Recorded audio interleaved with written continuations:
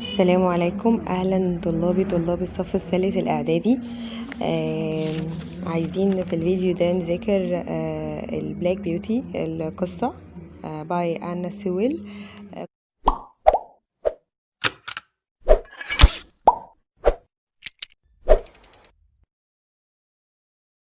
قصة لذيذة جدا وممتعة بصراحة، وانا بصراحة ما شفتش احلى من كده. يعني القصة دي انا نفسي حبيتها قوي وبحب اشرحها جدا.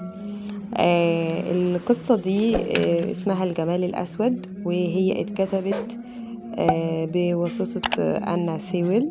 أنا سيويل هي الكاتبة، وهناخد مع بعض هنتناول مع بعض الكلمات ونبذة عن الكاتب وكمان الأسئلة. تمام. عندي الفوكاب had an accident، تعرضت لحادث. badly damaged أصابت بشدة. carriage دي عربية بيجرها الخيول. travel والماضي بتاعها traveled بنزود ed. around يتجول. traveled around يعني بيلف كده في المكان. a working horse يعني حصان عامل، حصان بيشتغل في مكان، يعني بينقل حاجات، بينقل أشخاص من مكان لمكان. important مهم. looked after يعني يعتني بيه. popular يعني شائع أو محبوب. decide يعني يقرر. طيب who is Anna Sewell؟ مين هي أنا سيويل دي؟ She was born in England in 1820. اتولدت في انجلترا في عام 1820. when she was a child لما كانت طفلة she had an accident which badly damaged her legs. يعني لما كانت طفلة صغيرة عملت حادثة ورجليها اتدمرت. after this she couldn't walk but she learned to drive a horse and a carriage. تمام. يعني هي وهي صغيرة ما قدرتش، عملت الحادثة دي، وبعد ما عملت الحادثة ما قدرتش ولا تمشي ولا تتحرك، فطبعا استخدمت ايه؟ لجأت الى الكاريج دي العربية بيجرها الخيول، لجأت ليها علشان تقدر تمشي وتتحرك تاني وتشوف الدنيا والحياة. فعرفت اهمية الحيوانات او اهمية الحصنة في حياتنا، او يعني كل شيء سبحان الله ربنا خلقه ليه اهمية. وطبعا هي اتعلقت اكيد جدا بالحصنة، والحصنة دي كانت بالنسبة لها رمز لحاجات كتير مش مجرد حيوان. تمام. she loved the horses that helped her to travel around. she helped her mother ساعدت والدتها who wrote children's books. Anna decided that she wanted to write too. قررت ان هي تكتب برضو زي ما مامتها كانت كاتبة، وهي كمان كانت كاتبة. تمام. why did she write black beauty؟ ليه كتبت black beauty؟ she wanted people to understand that looking after horses was important. يعني أرادت أن الناس تفهم قد إيه الاعتناء بالخيول أمر مهم جدا. she wrote a book about the life of a working horse. حبت أن هي تكتب عن حياة حصان عامل بيعمل في مكان لحد، بيعمل حاجات كتير قوي، مش مجرد ان هو بيعمل ريس، بيخش الريس بس، السباق بس، ولكن هو بيساعد كتير جدا. وطبعا في الوقت ده ما كانش فيه ولا عربيات ولا مفيش طبعا الحاجات اللي موجودة دلوقتي زي العربيات والطيارات وحاجات كتير ممكن تنقلنا من مكان لمكان. In 1877 she wrote Black Beauty. في عام 1877 كتبت قصة Black Beauty الجمال الأسود and it has become one of the most popular books for children. وطبعا أصبحت من أهم كتب الأطفال في الوقت ده. تمام. نخش على الكريتيكال question، وبعد كده هنشوف الشخصيات الكاركتر، واحدة واحدة نحكي أول شابتر في القصة. تمام. بيقولي هنا why do you think that horses were so important in the 19th century when Black Beauty was written؟ طبعا بيقولك ليه أصلا، يعني ايه أهمية الخيول أصلا في قصدي القرن ال19. because there were no modern machines like cars and trains. People used horses on farms and to travel. يعني ما كانش في يعني آلات حديثة زي العربيات والقطارات، ماشي القطورة يعني. people used horses بيستخدموا الحصنة والجمال والماشية للتنقل من مكان لمكان. تمام. why do you think Black Beauty has become popular؟ ليه شايف ان Black Beauty اصبحت مشهورة كده؟ I think because the horse was a popular animal. كان يعني الحصانة كانت حاجة مشهورة جدا في الوقت ده. when the story was written، لما كان القصة دي اتكتبت. طبعا القصة عملت ضجة جامدة في وقتها. would you like to write a story one day؟ نفسك تكتب قصة في يوم من الأيام؟ طبعا أنا عن نفسي نفسي أكتب قصة. what would it be about؟ يعني تكون عن إيه؟ yes I'd like to write a story about animals one day. أنا أتمنى إن أنا أكتب قصة عن عن الحيوانات في يوم من الأيام. who wrote Black Beauty؟ طبعا قلنا Anna Sewell. where and when was Anna Sewell born؟ in England in 1820 في إنجلترا 1820. what happened to Anna Sewell؟ طبعا she had an accident، حصل لها حادث. why couldn't she walk after the accident؟ ليه ما عرفتش تمشي؟ لأن because her legs were badly damaged، رجليها اتدمرت، اتصابت بشدة. تمام. what did Anna Sewell learn to drive؟ ليه أصلا to drive a horse and carriage. what did Anna Sewell's mother do؟ she wrote children's books، كتبت قصص للأطفال. why did Anna Sewell decide to write؟ ليه قررت الكتابة؟ because she wanted people to understand that looking after horses was important. what did Anna write about the life of the working horse of a working horse عن حياة الحصنة. when did Anna Sewell write Black Beauty؟ in 1877 في عام 1877. has the story Black Beauty become popular؟ أصبحت مشهورة. طبعا أصبحت مشهورة جدا لأن هي كانت قصة رائعة كتبتها طبعا بكل أحاسيسها. yes it has become one of the most popular book for children، أصبحت يعني من أشهر الكتب بتاعة الأطفال. طيب مين هو بلاك بيوتي ده؟ بلاك بيوتي ده الحصان، ده بطل القصة أصلا، دي المين كاركتر. a beautiful tall strong black horse who tells the story، هو ده اللي كتب القصة. he had one white foot and a white star on his head. تمام. عنده رجل بيضة ونجمة بيضة برضو في راسه، ولكن هو اسود كله وعنده زي كده بلاك كوت. تمام. يعني زي الشعر كده اللي بيبقى بتاع الحصان ده اللي هو بيبقى طويل. مين جينجر؟ جينجر she was Black Beauty's friend who had a difficult past، عندها ماضي مؤلم، الناس كانت بتعاملها وحش جدا.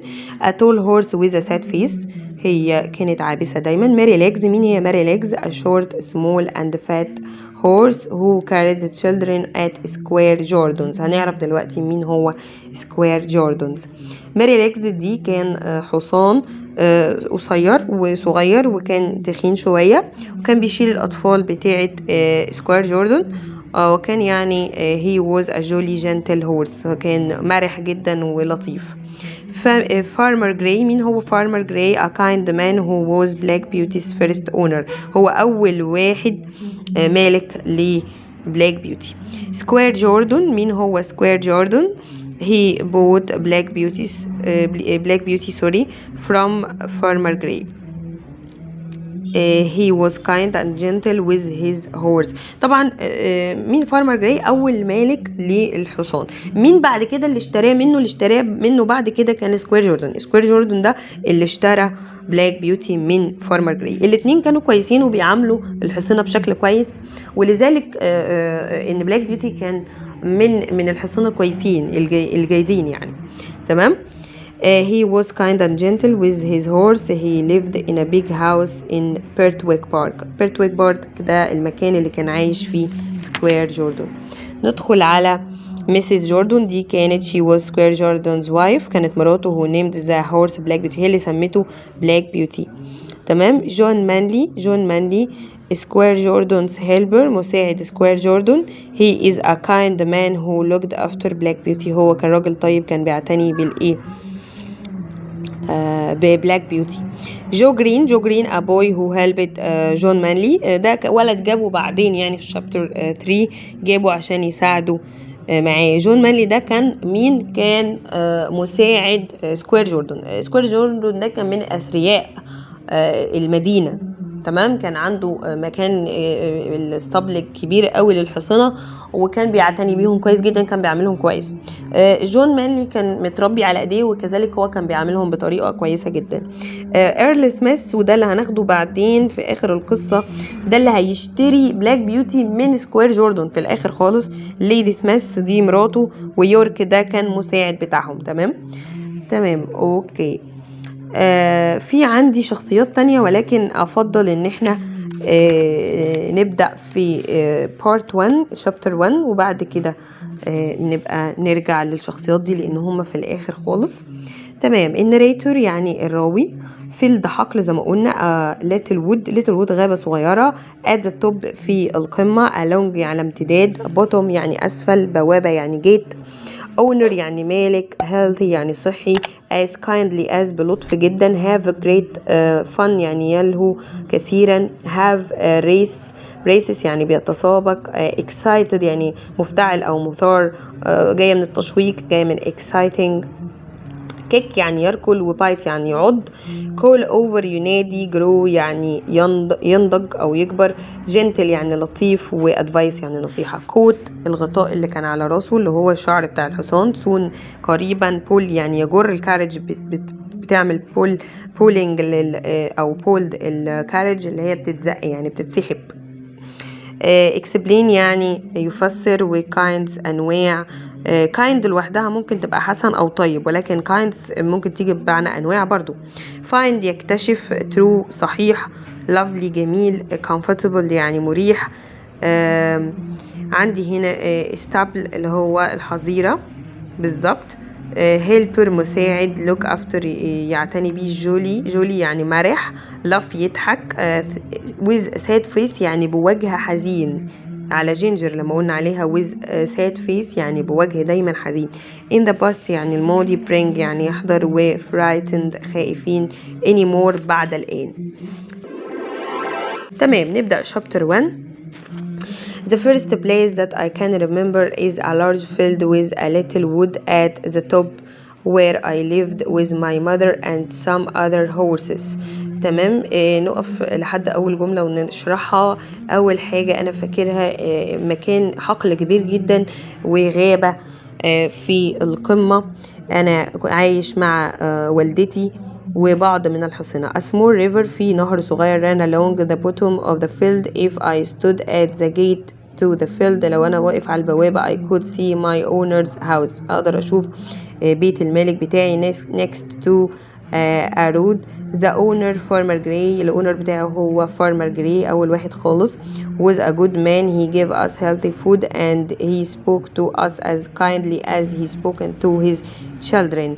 there were other young horses in the field with me.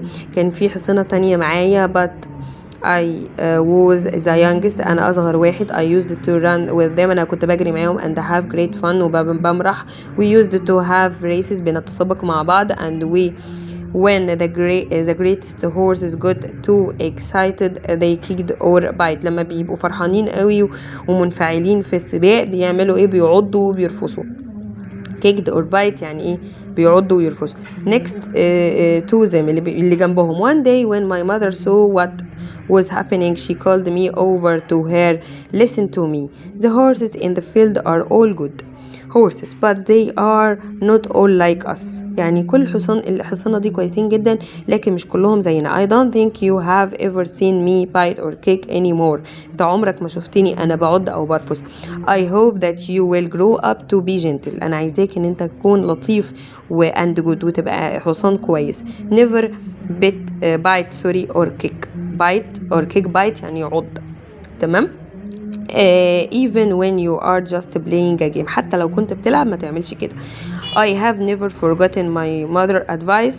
I grew into a tall strong horse with a black coat. أنا طويل ويعني كبرت حصان طويل وقوي وعندي black coat with one white foot and a white star in my head. برجل واحدة بيضة ونجمة بيضة في راسي. I soon learned how to pull a carriage. أنا اتعلمت ازاي أجر العربية اللي هي شبه الكاريتا دي.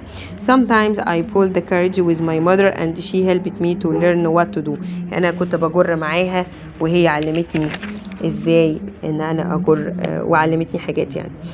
the harder you work the kinder people you be to you. يعني كل ما تشتغل بتتعامل بجد كل ما الناس هتحسن لك اكتر، هتكونوا معاك كويسة.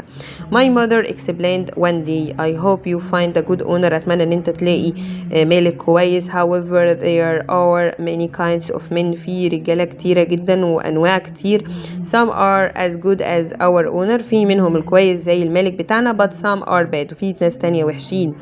we never know who might buy us. مش عارفين مين ممكن يشترينا. sometimes people don't understand what a horse needs. في بعض الأوقات الناس ما تبقاش فاهمة الحصان عايز ايه أصلا. I found out that my mother's words were very true. يعني أمي كان عندها حق في كل الكلمات اللي قالتها. when I was older لما كبرت farmer Gray decided to sell me. باعني to a new owner. باعني لواحد تاني. his name was Square Jordan. باعه ليه Square Jordan and he lived in a big house in a place called Pertwee Park. It was a lovely place to live in with large fields and comfortable stables. تمام. لما كبرت الفارمر جراي باعني لسكوير جوردن، وسكوير جوردن ده عايش في بيت كبير قوي، مكان حلو قوي، واللي قلت لكم ان هو من الاثرياء، ففي مكان اسمه بيرتويك بارك. It was a lovely place to live in with large fields and comfortable والاسطبلات هناك كويسة قوي ومريحة. وطبعا هو اصلا سكوير جوردن كان انسان كويس. سكوير جوردن had a kind helper called جون مانلي.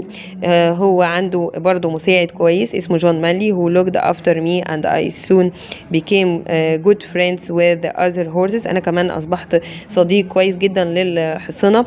in the stable so one was a small fat horse called Mary Legs. اسمه Mary Legs. ده حصان قصير مليان. he was a jolly gentle horse who was always making people laugh. دايما بيضحكنا because of the way he walked. بطريقة مشيه. he carried the young children of the family. another was Ginger. واحدة تانية اسمها جينجر. بيحكي يعني عن أصدقائه الجداد اللي موجودين في البيرتويك بارك في منزل سكوير جوردن. another قلنا Ginger دي اللي هي tall horse with a sad face. Mary Legs told me that Ginger often bite or kicked because people were not nice to her in the past. هي أوقات بترفس وتعض عشان الناس كانت بتعملها وحش وهي صغيرة. Square Jordan's children used to bring me apples. الأطفال بتوع Square Jordan بيحضروا لي الابل التفاح and nice things to eat, said Mary Legs, but when they knew the Ginger bite or people they became frightened and now they don't come to visit us horses anymore. ما كوش يزورونا تاني عشان خايفين من جينجر ان هي بتعض وبترفس. however if people are kind to her she will soon learn to stop biting, he explained. يعني بيقول لو الناس ان شاء الله عملتها بطريقة كويسة هي هتبطل ان هي تعض او ترفس. يعني هو شايف ان الانسان او الحيوان من طريقة المعاملة بيكون يا وحش يا حلو على حسب ما بيتعامل. تمام. اوكي. ده نخش بعد كده على الشخصيات. احنا كده يعتبر شابتر 1 خلص. بس طبعا في الكريتيكال الكريتيكال question كلها عن الجزء اللي احنا قريناه. تمام. ممكن نتناول بعض الأسئلة. عندي هنا بيقول لي what do you think people should do with horses that bite or kick. طبعا they should try to find out what is bothering يعني يضايق the horse and try to solve the problem. Do you think Black Beauty had a good mother? Why and why not? طبعا yes I think so because she advised him to be good and hoped him a good future. بتتمنى له. طبعا مفيش بتتمنى مفيش بتتمنى لولادها غير السعادة يعني. How do we know that Black Beauty had a good owner? Farmer Gray gave the horse good food and spoke to them kindly. Square Jordan was also kind and gentle. He never hurt his horses. Why do you think Farmer Gray sold Black Beauty to Square Jordan? هنا أول سؤال هو انت تعتقد فارمر جراي كان كويس؟ طبعا فارمر جراي كان بيدي اكل كويس وبيتكلم معهم كويس جدا، فكان كويس. وبرده سكوير جوردن كذلك was also kind and gentle. he never hurt his ابدا ما بيضربش الحصانه بتاعته. why do you think farmer gray sold black beauty؟ ليه باعه؟ I think he wanted to earn much money. هو كان طبعا عايز فلوس. after black beauty had became a tall, strong and beautiful horse. if you had a horse would you like you be kind to it? why and why not؟ طبعا لو في حصان عندك اكيد طبعا هنعامله معامله كويسه. I would be kind to it because animals feel love and hate. I would also make it work harder in that way. Do you think that the horse liked Birtwick Park? Yes, I do. أعتقد طبعا they liked because it was a lovely place with large fields and comfortable stables. In what ways are working animals better or worse than machine? Working animals are better for the environment. طبعا الحيوانات العاملة أفضل للبيئة من الماشين. الماشين ممكن تطلع أدخنة، ممكن تطلع، يبقى أكيد في كل حاجة ليها مساوئ، مفيش حاجة حلوة خالص. طيب how do you think the advice of black beauty's mother can help you in your life? It's helped me to be good to other. نصيحة مامته ان هو يكون كويس مع الناس. why do you think that people were not nice to Ginger in the past? I think she wasn't strong and she had bad owners who were unkind to her. تمام. who is the narrator؟ طبعا ال narrator of the story هو Black Beauty. who was Farmer Gray Black Beauty's first owner? who did Black Beauty live with Farmer Gray's field with his mother and other horses? who was Farmer Gray a good man؟ ليه ازاي يعني عرفنا he gave his healthy food and spoke them as kind as he spoke to his children. what advice did Black Beauty mother give him? to be gentle and never to bite or kick.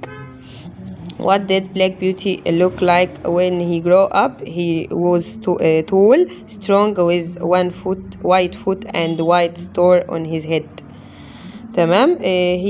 who helped Black Beauty to learn to pull a carriage؟ ازاي مين اللي علمه يسحب ويجر العربية؟ his mother، مامته. تمام. يعتبر كده احنا مفضلش غير صفحة واحدة. who bought Black Beauty from Farmer Gray؟ سكوير جوردن اللي اشتريه من Farmer Gray. where did Square Jordan live؟ in a big house in Birtwick Park. what was Birtwick Park like؟ it was big house. it was a big house with large field and comfortable stables. طبعا بيرتويك برضه كان مكان مش هورس، سوري، هو طبعا بيت. who did John Manley؟ مين هو؟ سكوير جوردن's helper. he looked after Black Beauty. what did Mary Legs look like؟ هي شكلها ايه؟ a short, small and fat horse. he was a jolly and gentle horse. why did Mary Legs make people laugh؟ because of the way he walked. طريقة مشيها هي دي اللي خلتهم يضحكوا. who was Ginger؟ a tall horse with a sad face. she had a difficult past. why did Ginger sometimes spit or kick people؟ because people were not kind to her in the past. الناس كانت بتعملها وحش، ونتيجة المعاملة الوحشة دي ان هي كمان بقت وحشة معاهم. تمام. what did Square Jordan's children used to bring Mary؟ apples and nice things to eat، حاجات حلوة وتفاح. why did Square Jordan's children stop visiting the horse؟ they become frightened as Ginger bite people. طبعا هم خافوا يجوا علشان هي بقت ايه؟ تعض وترفس. كده احنا خلصنا شابتر 1. بإذن الله ان شاء الله الفيديوهات التانية هكمل لكم الشابترز بتاعت Black Beauty. طبعا هي قصة فيها يعني حكاوي حلوة جدا. يعني كل قصة بتعلمنا دايما حاجة. وشكرا لكم وإلى اللقاء في الفيديو القادم. السلام عليكم.